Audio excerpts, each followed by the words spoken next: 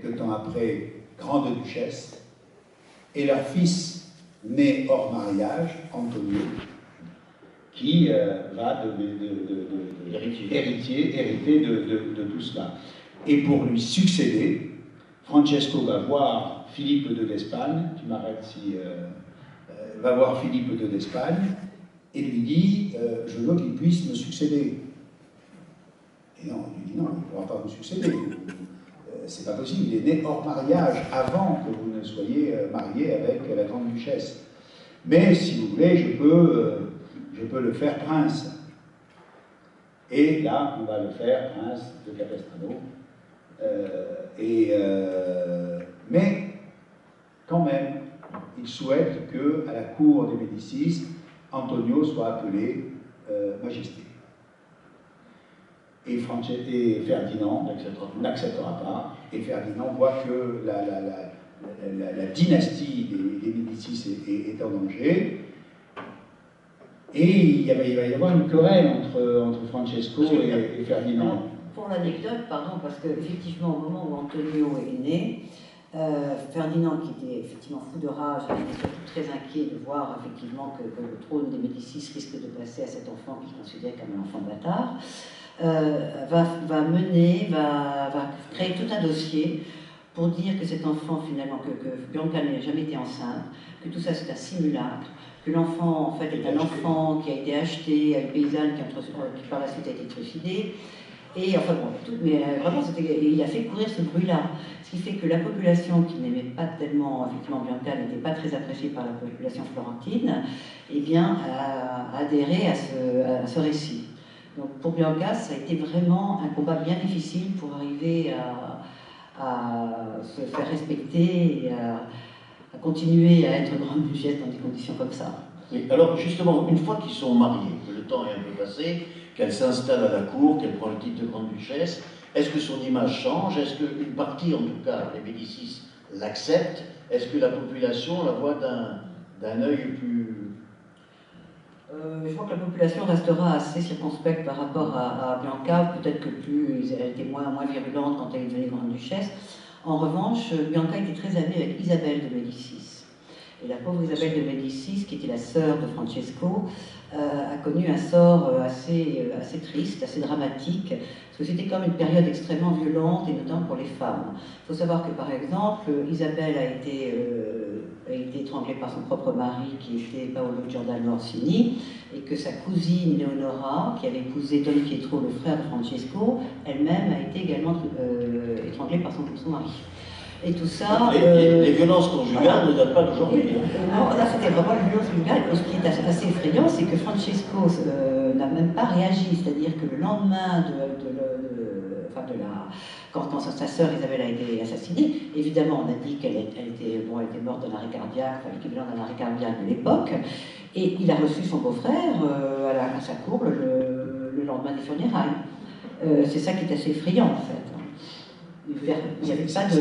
Cette période de crime, on peut s'y arrêter de... Oui, c'est passionnant ça. Ouais. Parce que c'est quand même étonnant que cette grande famille des Médicis, qui a été extrêmement généreuse avec le monde des arts, on peut en parler dans un instant, a été aussi aveugle sur les crimes qui rôdaient dans les couloirs de sa propre maison. Comme les Borgia d'ailleurs. Un peu comme les légende noire. C'est la légende noire des Médicis. Et par exemple, alors déjà il y a le premier mari, Pietro, de Bianca, qui va être assassiné.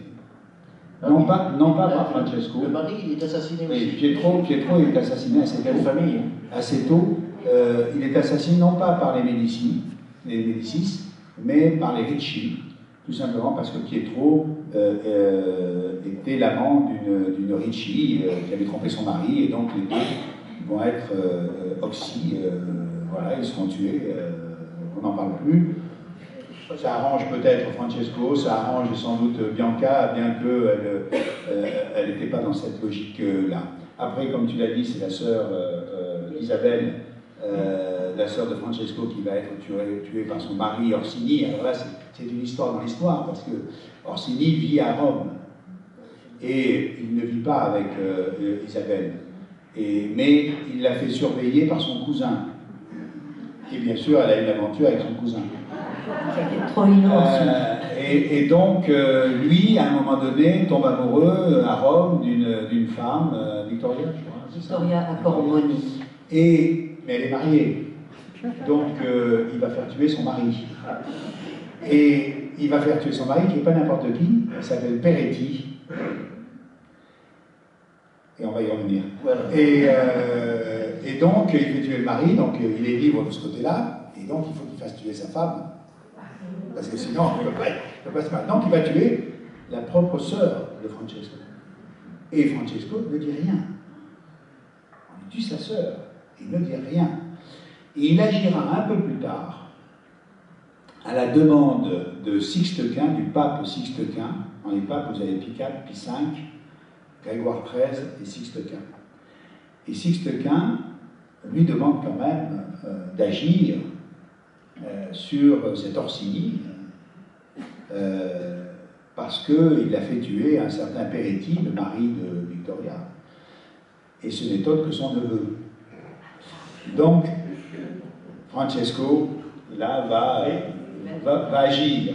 Voilà. Mais oui, tout est... C'est très intéressant parce que quand on regarde la façon dont on nous présente l'évolution de la famille royale dans la presse people et dans les médias, par rapport à ce qu'on vient d'entendre, Charles et Camilla, c'est des bisous nounours.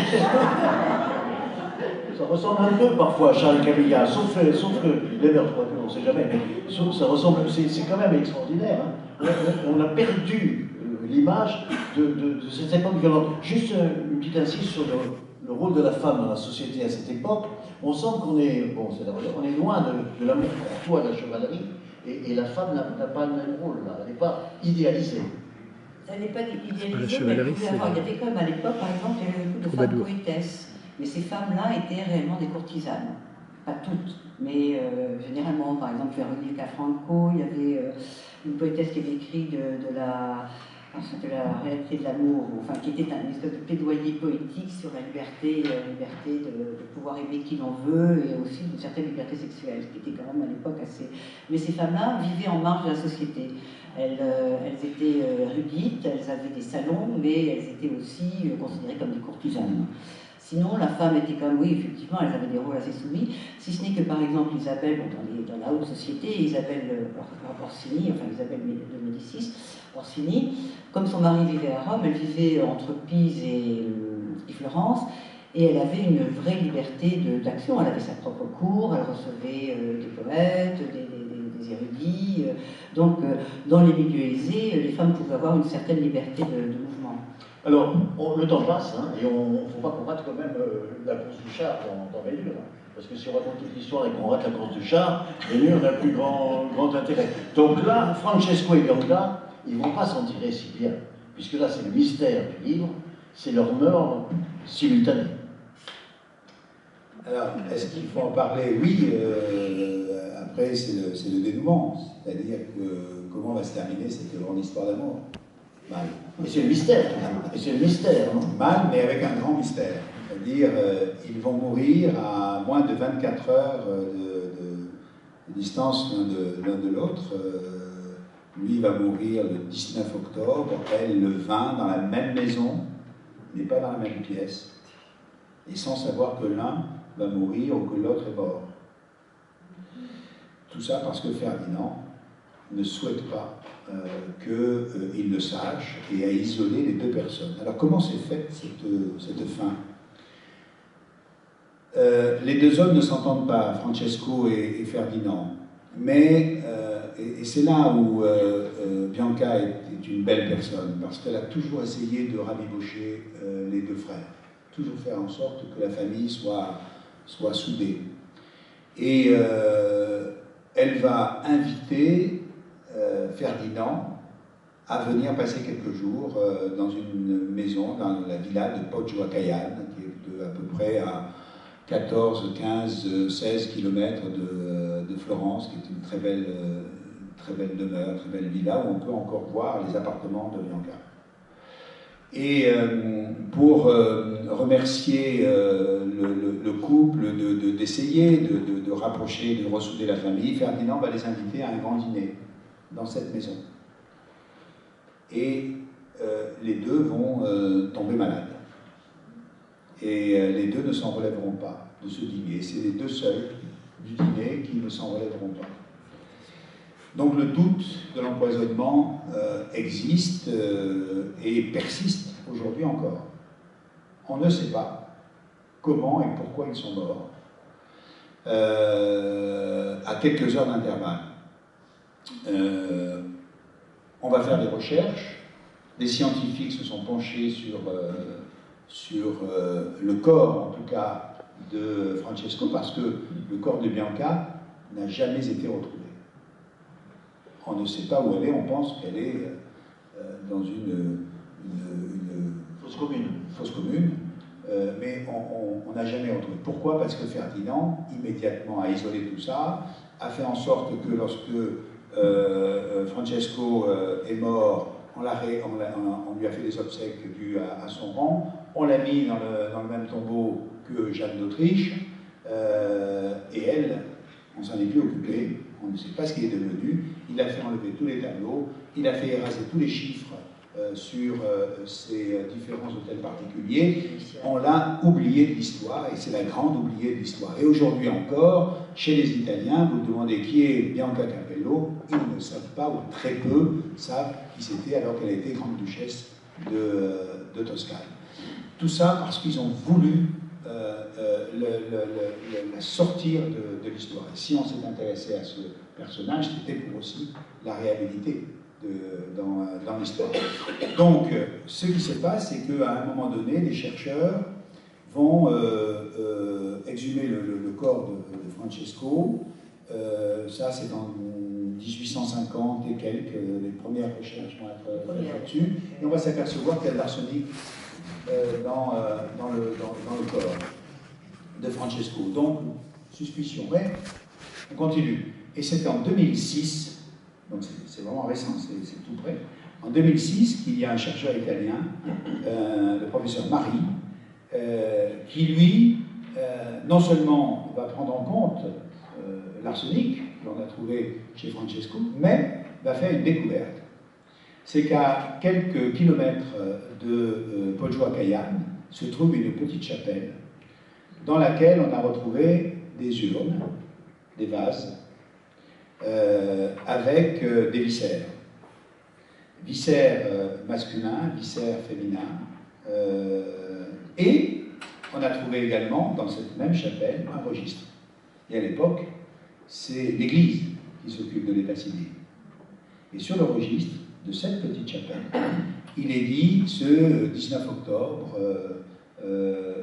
1587 est mort le grand-duc de Toscane, et le 20 octobre, c'est-à-dire quelques heures après, est morte la grande-duchesse de Toscane, dans le registre de cette petite chapelle dans laquelle on a trouvé les urnes, et qu'il repose en paix. Et c'est cette phrase, et qu'il repose en paix, qui fait dire à ce chercheur, le professeur Marie, mais ce sont les viscères du grand-duc et de la grande-duchesse. Et il fait les études, il fait les recherches sur les viscères, et il y a de l'arsenic. Et il y a de l'arsenic. Alors quand on embaume un corps, on n'embaume pas les viscères. Donc il se dit, ils ont été empoisonnés. Et quelques temps après, 1 an, 2 ans après, une autre étude, une autre recherche scientifique est faite par un autre professeur dans un projet un peu plus officiel, le projet Médicis.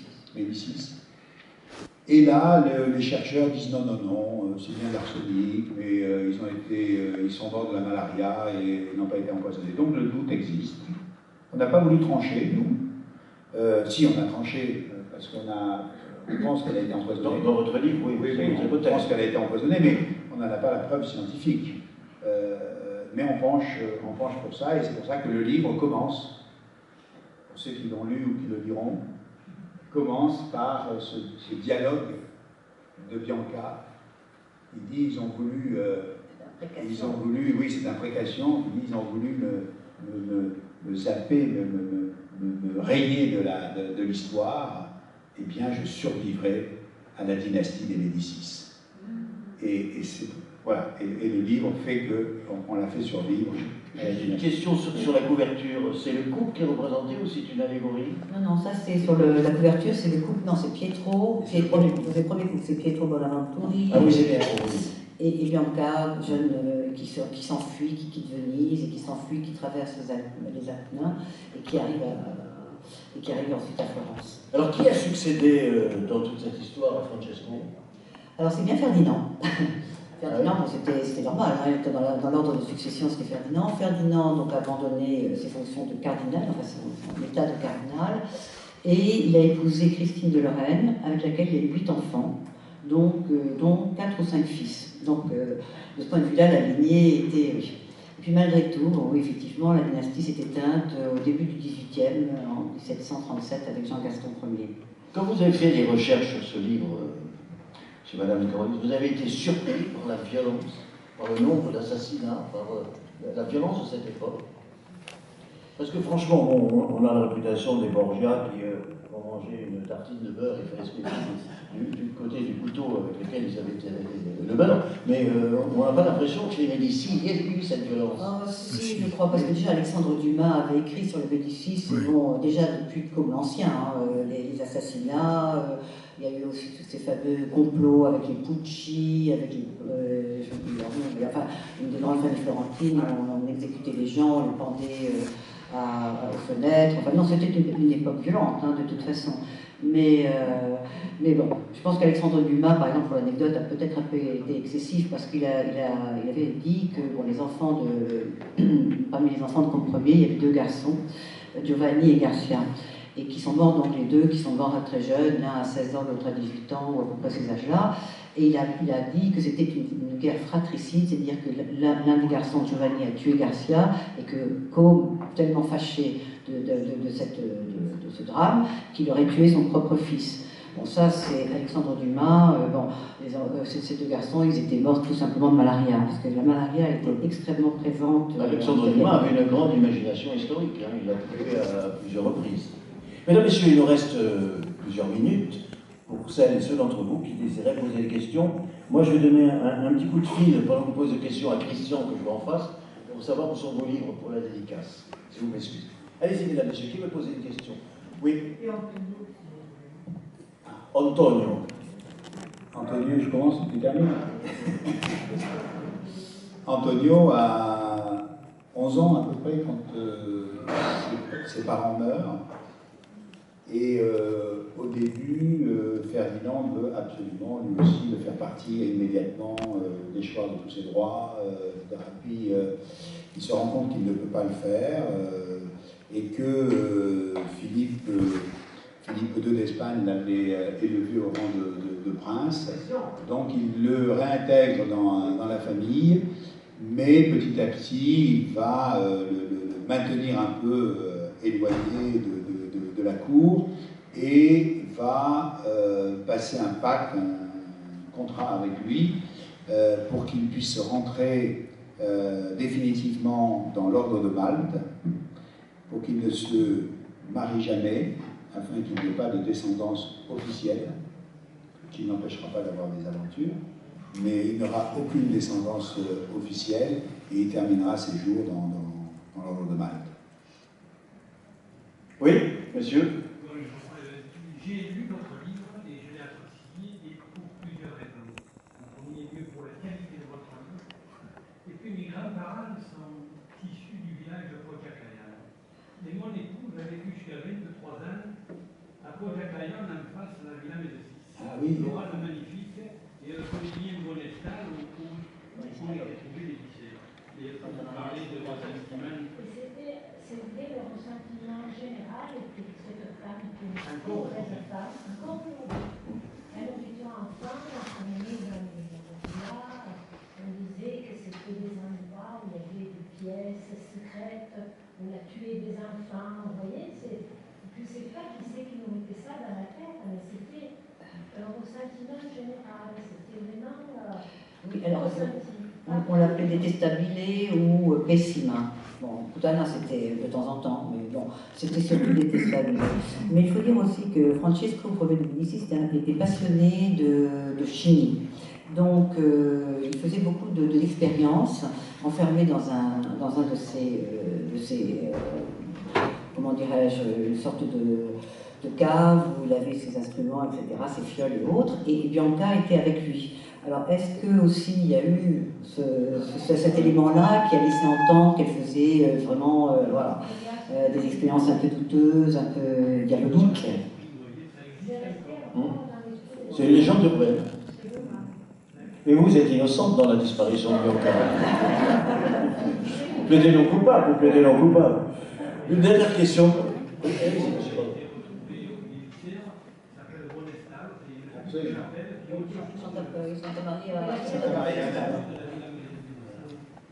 Ah bah écoutez, merci de...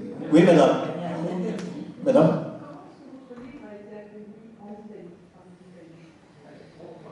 Bah écoutez, on ne le sait pas encore, parce que je ne suis pas sûr que... Il n'a pas été traduit, mais si vous voulez vous en occuper, madame. Mais vous êtes italienne? Oui. Ah, très bien. Donc, ça ne peut être une belle surprise pour les Italiens. Voilà. Parce que, alors, Bianca Capello, on n'en a pas parlé, mais a retrouvé son rang à Venise. Elle a retrouvé son père, elle a eu le titre de grande fille, fille très particulière de Venise, qui était un statut extraordinaire. Elle a sa rue, alors qui était une toute petite ruelle, à Venise, vraiment, mais comme ça. Mais elle a son... Le palais existe toujours. La façade n'est pas merveilleuse, mais en fait, on voit quand on va s'installer à Venise, donc c'était dans le quartier de Sestieri de San Paolo. Il y a un petit pont qui s'appelle le Ponte Storto. Et là, vous avez d'un côté du canal le palais Capello, et en face, il y avait ce qu'on appelait la Fondamenta Salviati, qui était donc là où il y avait la banque Salviati à l'époque. Et là, on voit qu'effectivement, c'était très très étroit, donc Bianca et Pietro pouvaient tout à fait se voir d'une fenêtre à l'autre. Quelqu'un, une dernière question à poser? Oui, madame? C'est la première fille de Bianca Pellegrina. Pellegrina